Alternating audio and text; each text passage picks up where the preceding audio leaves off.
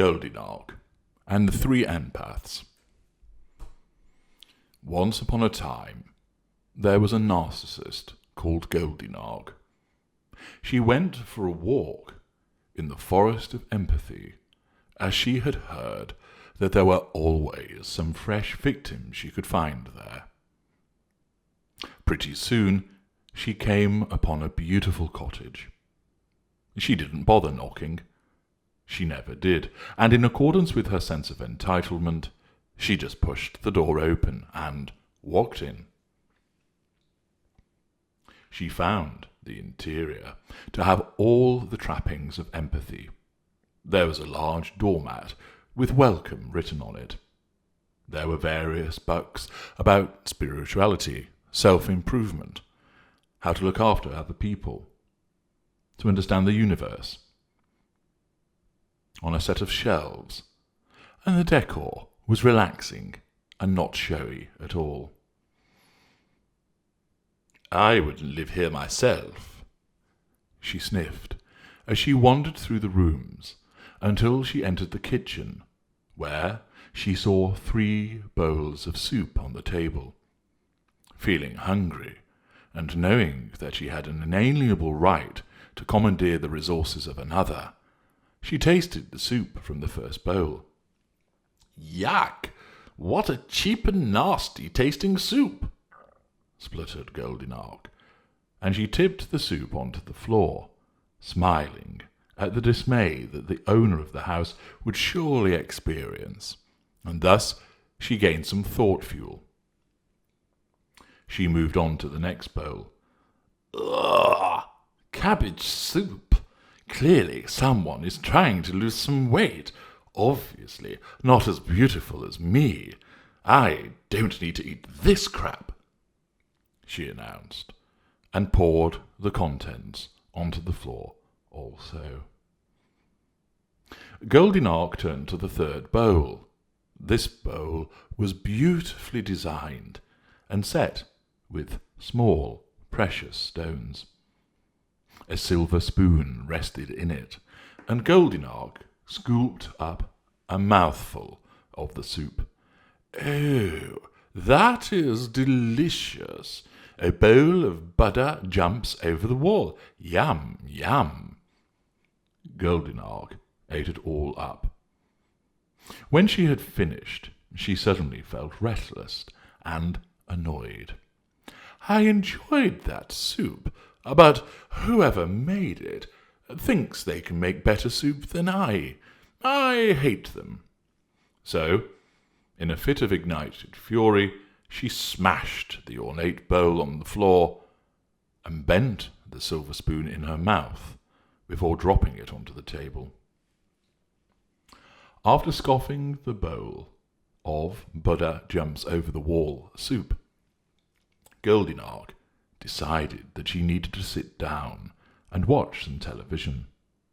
She moved to the living room and found a small wooden stool. "I am not sitting on that.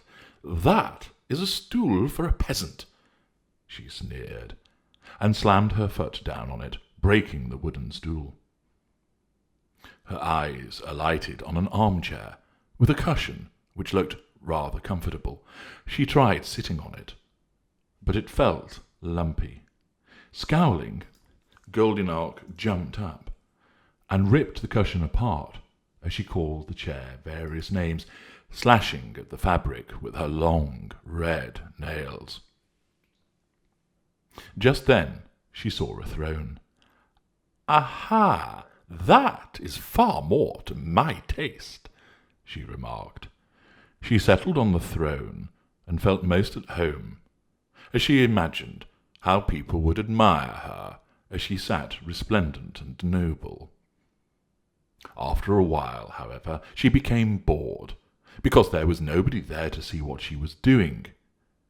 So she stood up and took a knife from the kitchen, and she carved her name into the throne. "Now, since it obviously belongs to me, everyone will know it is mine, and therefore nobody else is allowed to sit in it," she said smugly. Goldinarc gave a yawn. All this malicious behaviour was tiring, but she also felt weakened because nobody was around to see her machinations, so she decided that she would head upstairs and have a nap, to await the owners of the cottage, who would surely be home soon and available to provide her with some much-needed fuel. Once upstairs, Goldinarc found 3 bedrooms. She entered the first and found a very small bed in an extremely tidy room. "That bed is no use to anybody. Pathetic," she declared, and tipped it over before knocking over the carefully placed bottles, books, and other trappings of the bedroom's owner, making a right old mess. She went into the second bedroom and found a bed of nails on the floor. Mused Goldinarc. "This must be a martyr's bedroom, but there's no way I'm sleeping on that." She hitched up her skirt, and she never wore any panties because she was such a slut, and peed over the bed of nails. "Try sleeping with that, Pong," laughed Goldinarc. Goldinarc went to the third bedroom and pushed open the door to see a massive bed, and inside of it lay 7 small men. "Oi!" shouted Goldinarc, causing the dozing men to wake with a jolt. "Aren't you in the wrong story?" she asked, as the bewildered little men all sat up and stared at her. "Begging your pardon, miss, we were just having a rest. We'll be right on our way this moment and out of your story," said one, a handsome fellow with shining eyes. "Not so fast," grinned Goldinarc, as she closed the door behind her. "You are just what I've been looking for. Please, miss, we had best be getting back to our mistress. She'll be worried about where we are," remarked another of the men, who had a carefully trimmed beard and a diamante earring. The men started to move, trying to clamber out of the sumptuous bed. "Oh, I don't think so," cried Goldinarc. "I know who you are." Goldinarc then pointed at each of the little men as she called out their names.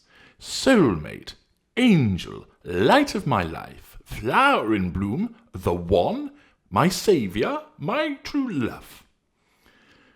As she said each name, the little men each became transfixed, a loving and helpless look coming over their faces as they were ensnared by the charm of Goldinarc. Smiling, Goldinarc started to remove her dress as she made her way to the bed and the waiting little men. Some time later, Goldinarc lay in the centre of the bed, surrounded by the exhausted little men, all of whom had fallen asleep once again, drained of their fuel. Goldinarc was asleep also, a smile of a degree of contentment plastered on her lips, her golden hair spread out across the pillow, as she slept the sleep of the oblivious righteous. Meanwhile, the 3 empaths, honesty, decency, and integrity, had arrived home at their cottage after a hard day of assisting at the soup kitchen, collecting for an orphanage children, and feeding stray animals on the streets of a nearby town.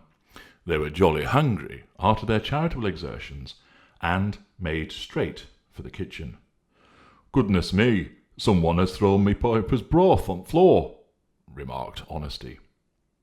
"Goodness me, someone has thrown my cabbage soup on the floor as well," remarked Decency. "Okay, goodness me, someone has eaten up all my butter jumps over the wall and smashed my bowl and bent my spoon," said Integrity. They made their way to the living room in search of clues, as they were all, of course, truth-seekers. "Oh my, someone has smashed my virtuous yet useless stool," cried Honesty. "Oh my, someone has shredded the cushion on my comfy old chair and torn huge tears in my armchair," cried Decency. "Okay, someone has etched the name Goldinarc into my throne. Who would do such a thing?" declared Integrity. "Someone called Goldinarc, just a guess," said Honesty quietly. In search of the vandal, the three empaths went upstairs. They reached the first bedroom. "Oh, heaven to Betsy!" cried Honesty, as he looked in on his overturned bed and trashed bedroom. "The feng shui has been desecrated." They reached the second bedroom. "Sweet Jesus and the baby orphans!" cried Integrity, as he smelt the ammonia of Goldinarc's urinary insult. "My room stinks!" They reached the third bedroom, and tentatively pushed the door open to see the naked Goldinarc surrounded by the 7 naked little men. Goldinarc awoke instantly and stared at the 3 empaths.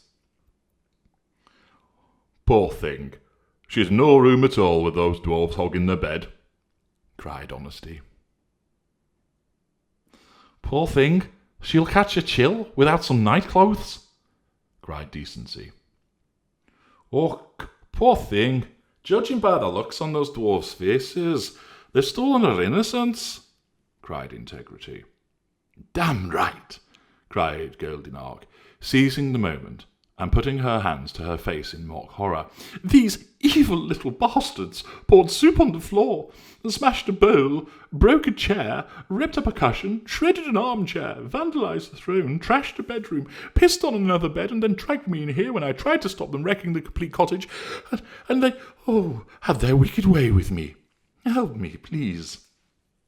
And so it came to pass that the 7 dwarfs received jail time for an array of crimes, and the 3 empaths told Goldinarc under their wing, providing her with a steady stream of fuel, traits, and residual benefits. But nobody lived happily ever after.